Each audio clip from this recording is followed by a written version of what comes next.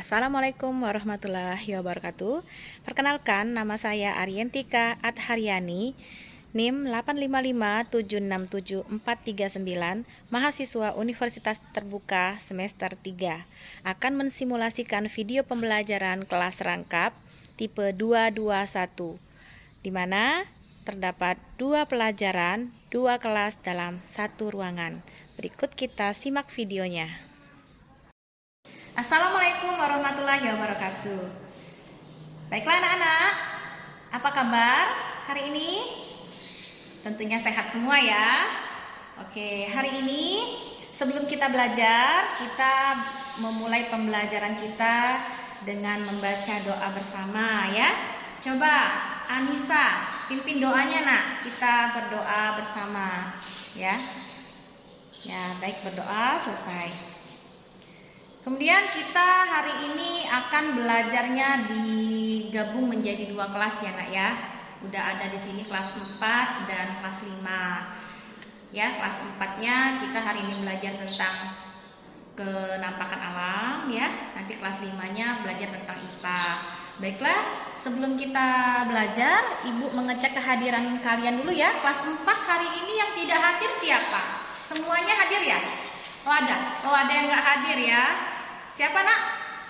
Ahmad kelas 4 yang nggak hadir Ahmad. Kelas 5 siapa? Rido. Iya, baik. Satu ya yang nggak masuk hari ini ya. Baiklah anak-anak, jadi hari ini Ibu akan menyampaikan tujuan pembelajaran kita hari ini.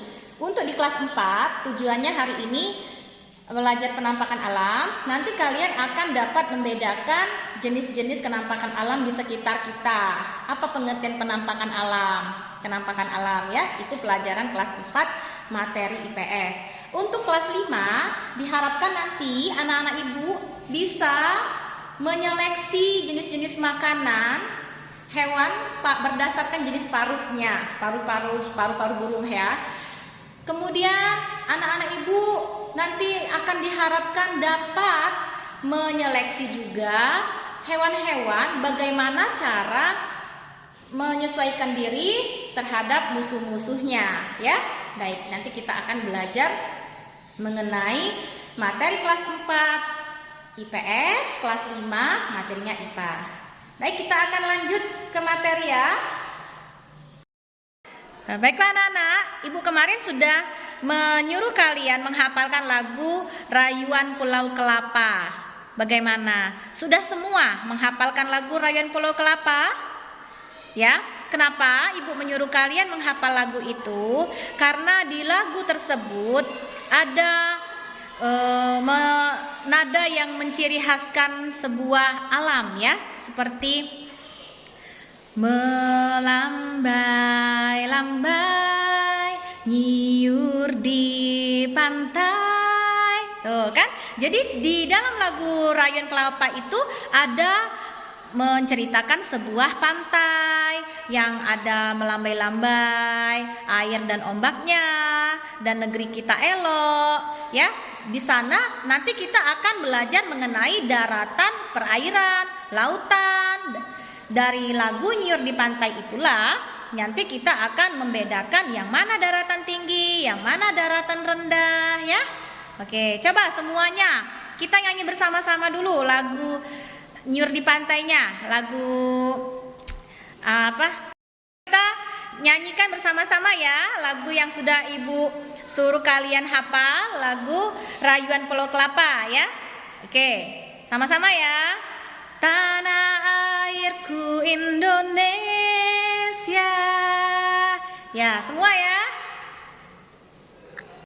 Melambai-lambai nyiur di pantai Rajaklana. Nah, jadi kita bisa melihat nih suasananya pantai ya, ada ombak ya. Seperti itu ya. Lanjut kita ke materi setelah dari lagu Nyiur di Pantainya ya. Baiklah anak-anak, dilanjutkan ya. Untuk kelas 4, Ibu akan menyampaikan materi tentang kenampakan alam. Kalian bisa lihat di layar proyektor di papan tulisnya ada, kelihatan ya? Ya, kenampakan alam. Ya, apa itu kenampakan alam? Tuh, jadi kenampakan alam adalah semua yang ada di bumi yang menampakkan secara ilmiah atau dua macam kenampakan alam, yaitu kenampakan alam daratan dan kenampakan alam perairan. Catat ya, anak-anak ya. Sudah mengerti ya? Jadi kenampakan alam itu adalah semua yang ada di bumi yang menampakkan secara alamiah. Oke, ya. Ada daratan dan ada juga perairan.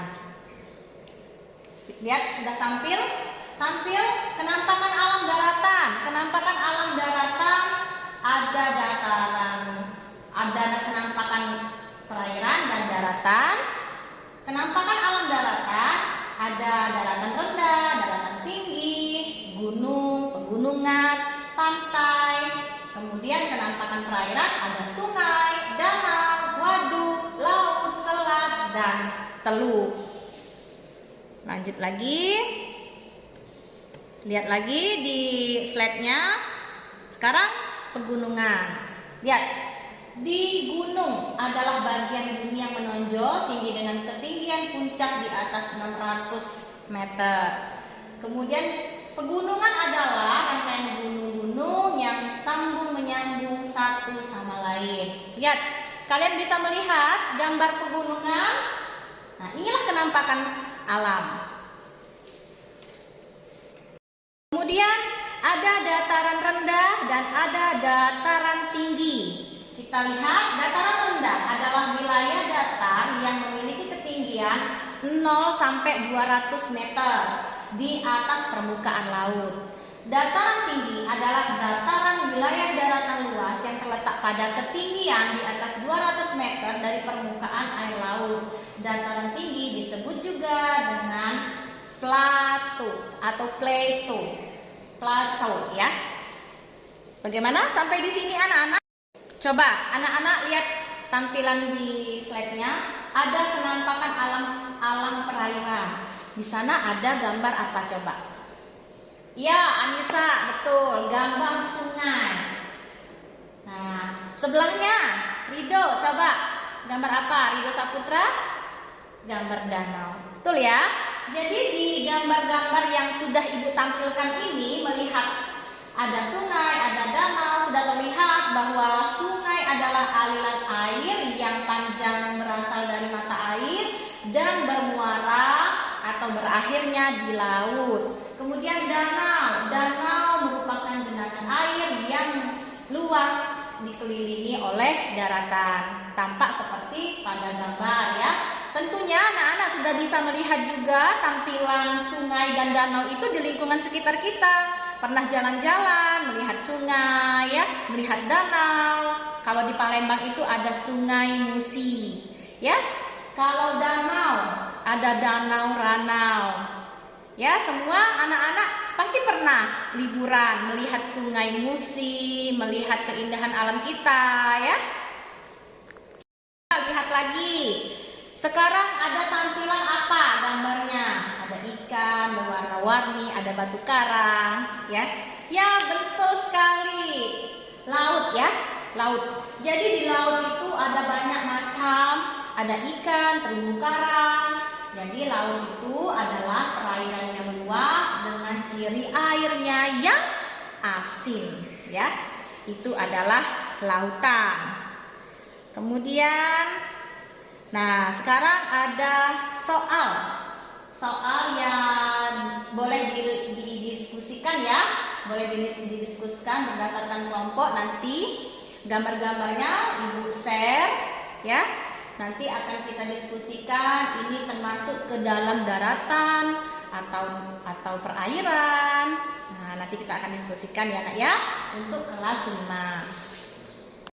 Baik anak-anak, Ibu akan menjelaskan untuk materi kelas 5. Materi kelas 5 tentang adaptasi hewan dengan lingkungannya.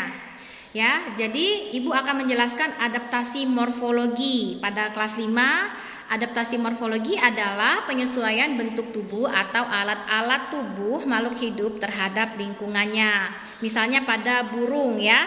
Sekarang kita akan menjelaskan paruh-paruh burung berdasarkan bentuk paruh burung itu. Jadi dia bisa menyesuaikan diri untuk memilih makanannya berdasarkan paruhnya ya. Nah, seperti pertama sekali burung pipit. Anak-anak udah pernah lihat belum burung pipit? Ya, burung pipit paruhnya pendek tapi kuat ya. Bentuk paruh seperti ini cocok untuk memakan jenis makannya yang berupa biji-bijian ya. Dia berfungsi untuk menghancurkan biji-biji. Untuk misalnya paruh burung elang. Tuh, paruh burung elang itu kan mempunyai paruh yang kuat, tajam, melengkung ya pada bagian ujungnya. Maka paruh seperti ini dia cocok untuk mencabik makanan seperti daging-dagingan ya. Nah, kemudian ada lagi bebek. Misalnya ada yang punya bebek di rumah ya. Kalau bebek paruhnya itu berbentuk seperti sudut. Bentuk paruh seperti sudut dapat mencari makanan yang di tempat yang becek, yang berair ya, atau yang berlumpur.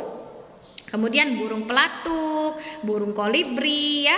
Nanti kita akan mempelajari paruh-paruh burung berdasarkan jenis makanannya untuk hewan beradaptasi ya. Nah, kemudian pada hewan lain kita akan mempelajari bagaimana hewan lain itu menyesuaikan diri. Nah, kalau misalnya dia sedang diserang hewan lain. Nah, misalnya cicak contohnya. Cicak kalau misalnya sedang diserang, dia akan menyesuaikan diri, dia akan memutuskan ekornya. Nah, itu cara dia untuk menyelamatkan dirinya. Tentunya kalau misalnya ekornya udah putus, nanti cicaknya akan pergi tanpa ekor.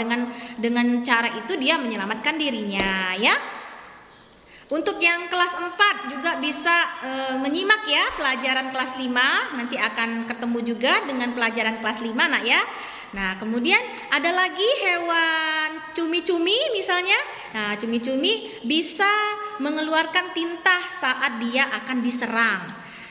Jadi kalau misalnya cumi-cumi diserang hewan lain, maka cumi-cumi itu akan mengeluarkan tinta hitam untuk mengelabui musuhnya.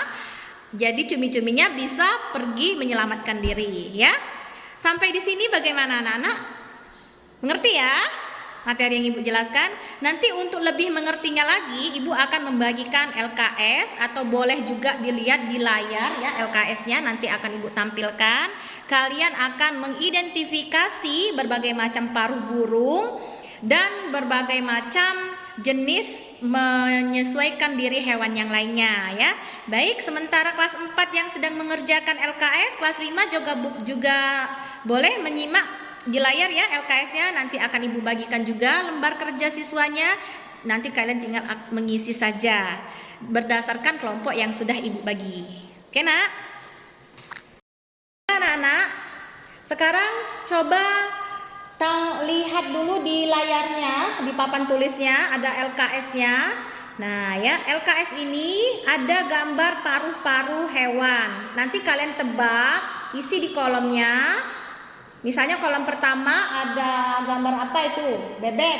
Nah ya, nanti diisi kolom keduanya, diisi bagaimana cara menyesuaikan makanannya, berbentuk apa dia berbentuk biji-bijian atau berbentuk daging ya. Kemudian di tabel kedua ada lagi LKS-nya juga dilengkapi cara hewan menyesuaikan diri. Coba lihat di kolomnya ada berbagai macam hewan nih, nanti diisi ya. Tuh ada cicak, ada bunglon, cumi-cumi dan kelelawar. Silahkan diisi berdasarkan LKS yang sudah Ibu bagikan.